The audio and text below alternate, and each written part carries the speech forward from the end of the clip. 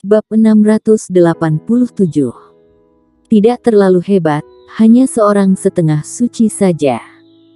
Benar-benar tidak membawa siapapun ke sana. Di luar kota kuno, Fero Ding menatap warrior yang di depannya dan bertanya. Di sampingnya ada Clara Xiao dan Irene An. Warrior yang melirik Fero Ding dan wanita lain satu persatu, berkata, kali ini aku pergi ke Tanah Suci. Bukan untuk bepergian, aku juga tidak akan membunuh orang. Oleh karena itu, semakin sedikit orang, semakin baik. Dan, kalian tinggal di wilayah selatan, ada senior Lu dan Pak Tuamu di sini, jadi aku bisa tenang. Kamu pergi ke Tanah Suci, apa yang akan kamu lakukan? Fero Ding bertanya dengan suara yang serius. Warrior yang berkata, ambil satu benda, jadi kamu tidak perlu khawatir tentang itu. Bisakah kami tidak khawatir? Lesti Qin tiba-tiba berkata, kamu terlalu ekstrim dalam kepribadianmu. Jika kamu tidak setuju, kamu bisa langsung menyerang. Dengan pergi ke Tanah Suci, bukankah kamu akan memporak-porandakan Tanah Suci? Fero Ding juga berkata, kepribadian kamu perlu diubah. Dalam banyak kasus, sedikit fleksibel bukanlah kerugian bagi diri sendiri. Terutama di Tanah Suci, di mana ada banyak master, kamu tidak dapat melakukan sesuatu sesuai sifat kamu sendiri, mengerti? Bahkan jika demi kami, sebelum melakukan apapun, pikirkan tentang kami, pikirkan Kelly kamu. Sheila King juga berkata. Meskipun wanita lain tidak berbicara, mata mereka telah memberitahu warrior yang bahwa mereka juga memiliki maksud yang sama. Warrior yang tersenyum pahit, dan berkata, gaya bicara kalian seolah-olah aku suka menimbulkan masalah. Ini menyedihkan, aku selalu berprinsip pada bersikap sederhana dan bekerja dengan efektivitas menonjol. Selama orang lain tidak datang untuk memprovokasi aku tidak akan mengambil inisiatif untuk memprovokasi orang lain. Kata-kata warrior yang ini membuat para wanita memelototinya, dan dia dengan cepat berjanji bahwa dia tidak akan mengambil inisiatif untuk menimbulkan masalah. Fero Ding membalik pergelangan tangannya, dan sebuah cincin penyimpanan muncul di tangannya, mengatakan, ada 100 pedang hitam alam dao di dalamnya, ini kami kumpulkan dari gudang harta kerajaan Dinghan. Meskipun tidak dapat mengambil inisiatif untuk membuat masalah di Tanah Suci, tapi juga jangan diganggu di sana, kalau tidak, banyak orang di sini akan patah hati sampai mati. Fero, jangan-jangan kamu tidak sedih.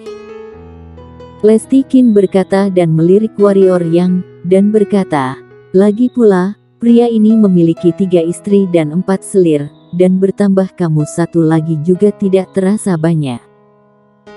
Mumpung dia masih di sini sekarang, aku rasa sebelum pergi ke Tanah Suci, kalian bisa menyelesaikan pernikahan dulu.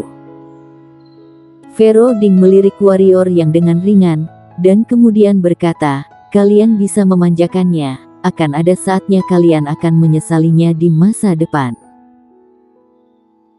Mulut warrior yang sedikit berkedut, menatap Lesti Qin dengan garang, mengambil cincin penyimpanan, lalu menghampiri Lesti Qin, memeluknya, mencium keningnya, dan berkata, setelah aku pergi, untuk masalah benua pendekar hitam, lebih banyak dengarkan Fero dan Peona An, jangan menentang mereka, mengerti? Apakah aku begitu tidak memahami situasi umum di matamu? Lesti Qin melotot pada warrior yang melirik Sheila King, Clara Xiao, Peona An, Irene An, dan berkata, jangan khawatir tentang aku memiliki batu batasan wilayah, bahkan jika aku tidak dapat mengalahkan Master Setengah Suci, tidak masalah untuk melarikan diri.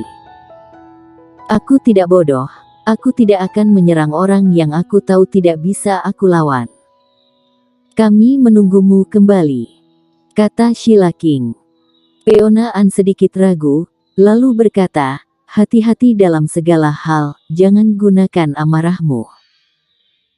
Clara Xiao menatap lurus ke arah warrior yang dan berkata, jika kamu tidak kembali, aku akan pergi ke tanah suci untuk menemukanmu. Jika kamu mati di tanah suci, aku akan menemanimu.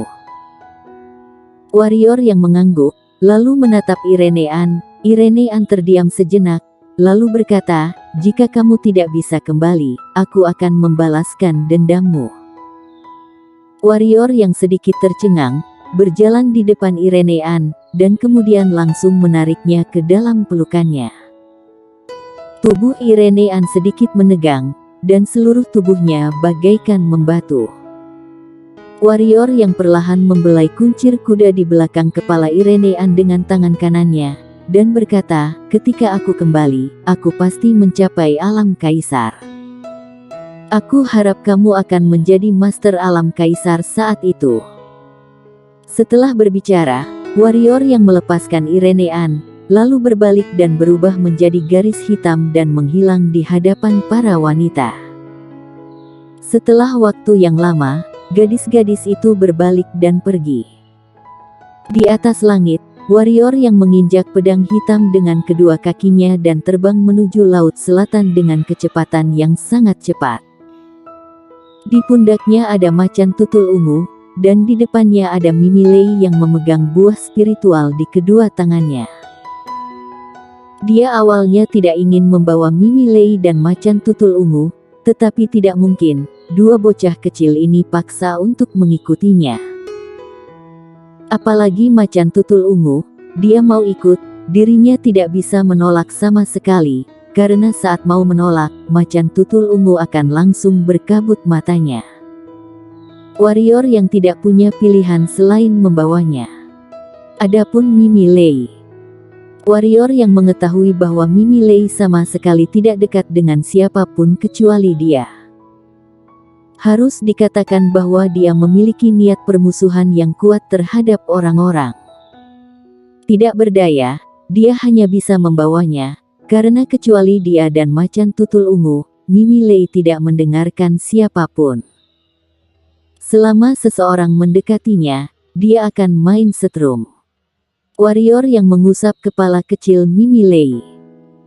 Tiba-tiba, matanya sedikit menyipit dan berkata, karena sudah datang, mengapa bersembunyi? Saat suara warrior yang terdengar, sebuah busur muncul 10 kaki di sebelah kanan warrior yang terbang berdampingan dengan warrior yang. Apakah kamu benar-benar akan pergi ke tanah suci? Suara Bulderkin terdengar. Bagaimana menurutmu? Warrior yang bertanya secara retoris.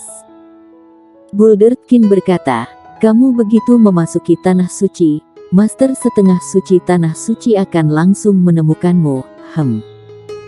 Salah, aku tidak bisa merasakan nafasmu. Seorang master telah menutupi nafasmu untukmu. Tentu saja warrior yang tidak akan sebodoh itu membobol tanah suci dengan begitu liar, bercanda, meskipun dia memiliki batu batasan wilayah dan kekuatannya juga telah meningkat banyak, tetapi dia tidak merasa bahwa dia dapat melawan seluruh tanah suci sendirian. Belum lagi, setengah suci saja sudah cukup untuk membuatnya sakit kepala. Oleh karena itu, dia secara khusus berkonsultasi dengan Yunaedi Lu. Untungnya, Yunaedi Lu memiliki cara untuk menyembunyikan napasnya, yang menyelamatkannya dari banyak masalah. Walaupun nafasmu tertutup, kamu tahu bahwa begitu identitasmu terungkap di tanah suci, kamu akan menjadi musuh semua orang. Pada saat itu, kamu akan mati tanpa tempat untuk dikuburkan. Bulderkin berkata dengan suara yang dalam. Warrior yang melirik Bulderkin dan berkata, jika aku tidak bisa terbunuh mati seperti kamu, sudah dari dulu aku serbu tanah suci. Sebenarnya aku sangat tidak mengerti, kalian pendekar hitam spesies penentang pada awalnya begitu kuat dan abadi, mengapa kamu kalah begitu parah? Kami kalah dengan kesombongan kami sendiri. Bulderkin berkata dengan sungguh-sungguh, dulu, ketika kami melintasi luar angkasa, kami masih bersatu. Tetapi setelah tiba di planet ini, karena manfaat, semua orang mulai saling menjebak dan membunuh satu sama lain. Tentu saja, kami juga sangat meremehkan master planet ini. Meskipun master planet ini tidak sehebat dunia kita, bagaimanapun juga tidak bisa dikatakan lemah.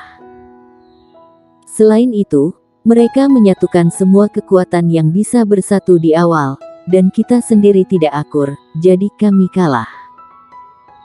Warrior yang berkata, jika semua pendekar hitam spesies penentangmu keluar semua, bisakah kamu langsung menghancurkan seluruh benua pendekar hitam?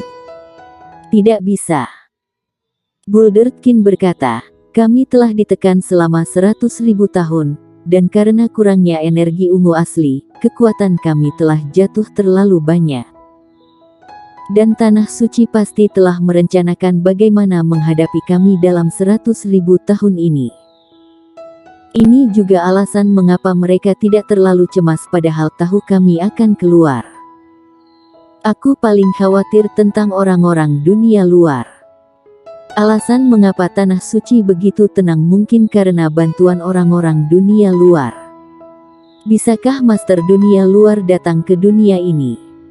Warrior yang mengerutkan kening.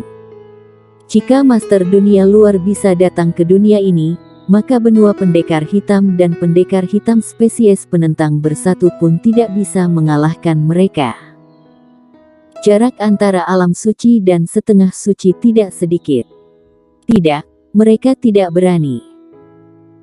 Bulderkin berkata, jika ada Master alam suci datang, aku akan segera menjadi setengah suci, dan di antara pendekar hitam spesies penentang yang ditekan di Tanah Suci, setidaknya ada 20 orang yang datang bisa langsung disucikan.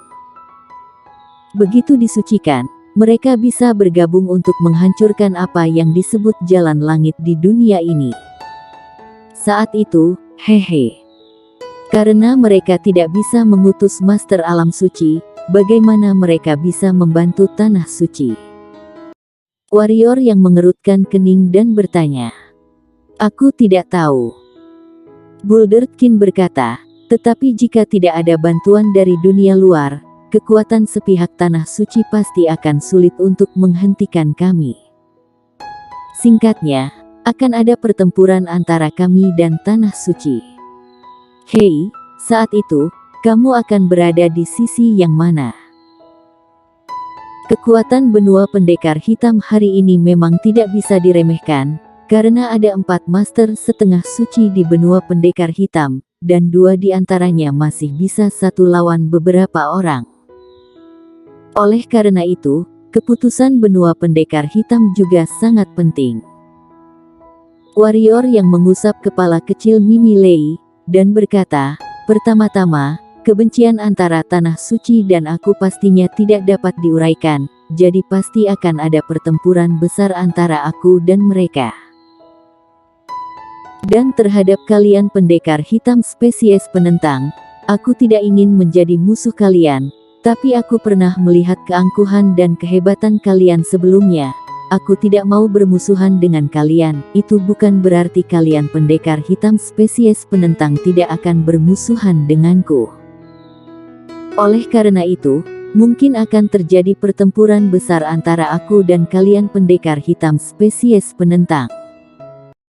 Bulderkin terdiam beberapa saat, dan kemudian berkata, aku harus mengatakan bahwa ini sangat mungkin seperti yang kamu katakan. Beberapa orang yang ditekan adalah orang gila benaran. Setelah 100.000 tahun kebencian, mereka pasti akan melawan dunia ini. Hanya dengan menghancurkan seluruh dunia ini baru dapat melampiaskan amarah mereka. Dengan kata lain, pada saat itu, mereka dapat membunuh orang-orang yang terlihat di dunia ini. Tidak takut, toh aku bisa membunuh mereka. Warrior yang berkata pelan. Bulderkin. Setelah lama terdiam, Bulderkin tiba-tiba bertanya, aku sangat penasaran, kamu kemanakan pria berbaju hitam sebelumnya? Warrior yang bilang dirinya membunuh spesies pendekar hitam penentang, dia masih tidak percaya, karena ini benar-benar tidak mungkin. Apakah menurutmu masuk akal bagiku untuk membohongimu? Warrior yang berbisik, jangan bicarakan ini, mari kita bicara tentang Tanah Suci. Ketika kamu tiba di Tanah Suci, apakah kamu mulai menyembelih atau bersembunyi? Tentu saja bersembunyi. Bulderkin berkata, pembantaian, aku memang bisa membunuh banyak master Tanah Suci dengan kekuatan aku, tetapi aku akan segera dibantai. Oleh karena itu, aku hanya bisa menyembunyikan diri dan merencanakannya untuk sementara waktu. Bagaimana denganmu? Jangan bilang bahwa kamu akan mulai membantai segera setelah kamu masuk. Jika itu masalahnya, aku akan mengajungkan jempol untukmu dan aku akan membantumu mengumpulkan jasadmu. Hanya orang bodoh yang akan melakukan itu, kata warrior yang. Haha. Bulderkin tertawa beberapa kali. Tiba-tiba, dia berkata, kita sampai, hehe, kamu harus berhati-hati nanti. Apakah Master Tanah Suci menjaga di sini? Tanya warrior yang. Tidak, tapi ada di pihak Tanah Suci. Seberapa kuat? Tidak terlalu kuat, hanya setengah suci. Bersambung.